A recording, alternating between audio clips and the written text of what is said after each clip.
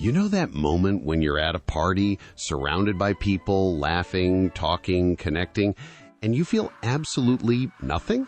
Like you're watching it all through glass, already exhausted before you even walked in. I used to believe something was wrong with me, that I was broken, antisocial, maybe even a little cold. Then I came across over 50 studies from institutions like Harvard and Stanford that completely transformed the way I see myself. Turns out, if you struggle to make or maintain friendships, you might not be broken at all.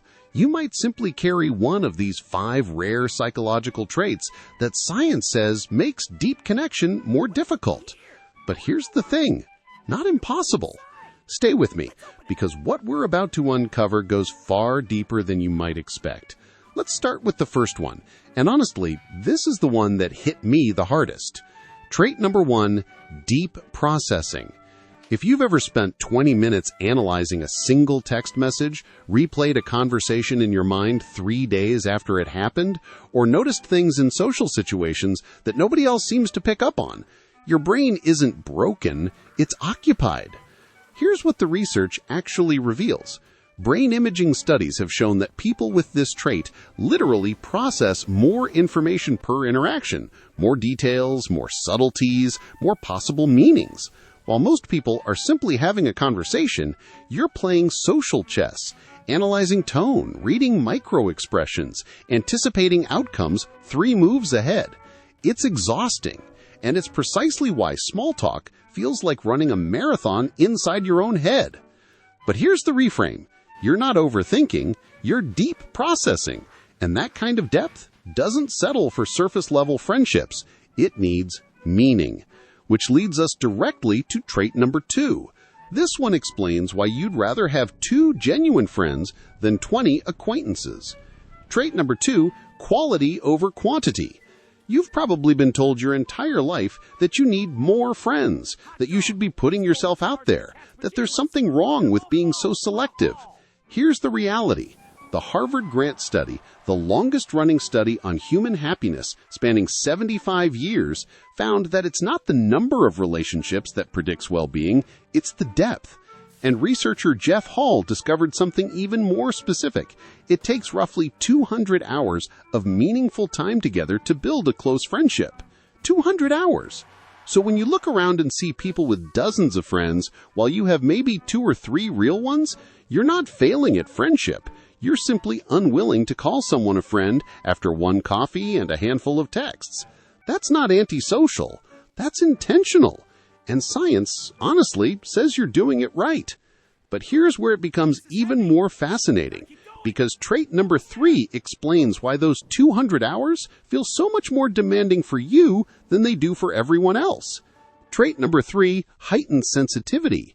This is exactly why those 200 hours feel so much more demanding for you. Dr. Elaine Aron's research found that roughly 15 to 20% of the population are what she calls highly sensitive people, and brain scans support this entirely. Highly sensitive people literally have more gray matter in regions linked to empathy, awareness, and emotional processing. Here's what that looks like in real life. While everyone else is experiencing the world in standard definition, you're living an ultra-high definition experience. Every conversation, every interaction, every subtle shift in someone's tone registers differently for you. You're essentially an emotional antenna, picking up signals most people don't even know exist. And here's the part nobody ever talks about. This trait kept humans alive. Your ancestors, the ones who noticed the rustling in the bushes before anyone else, they survived. The oblivious ones didn't. So no, you're not too sensitive. You're highly attuned.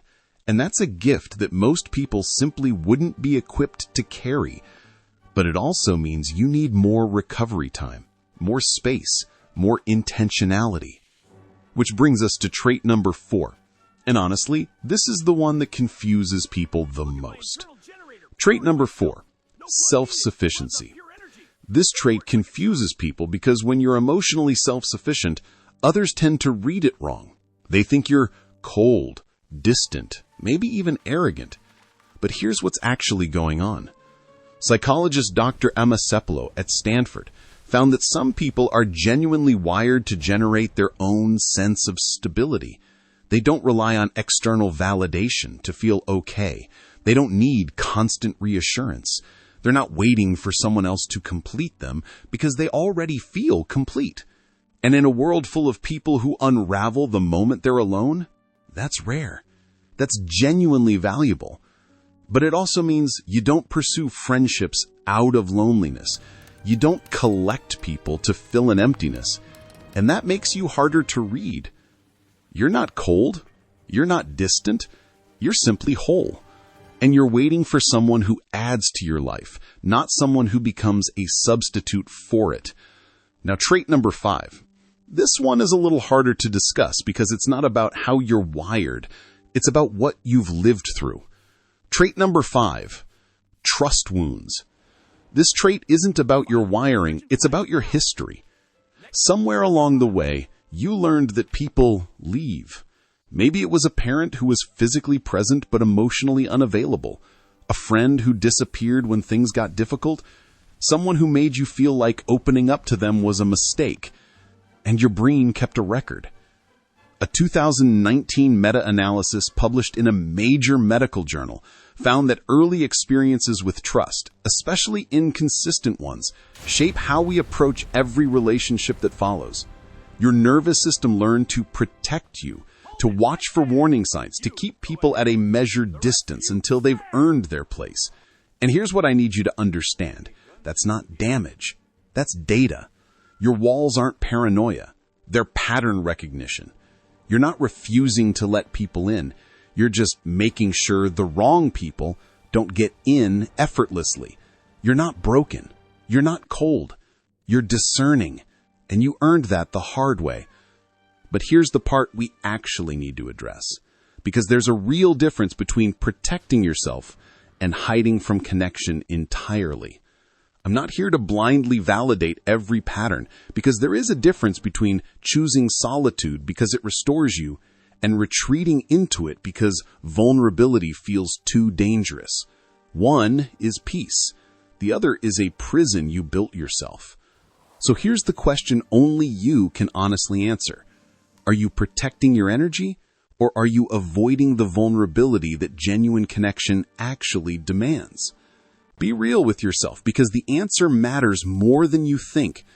But if you're still here, if any of this resonated, I want to leave you with this. You're not broken. You're not antisocial. You're not too much or not enough. You're simply wired for depth in a world that too often rewards the surface. And here's your permission slip. You don't have to change.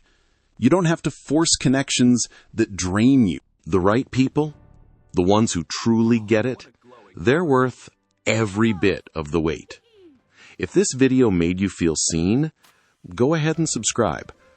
I create content like this every week for people like us. And if you want to go even deeper, the next one right here is going to hit even harder.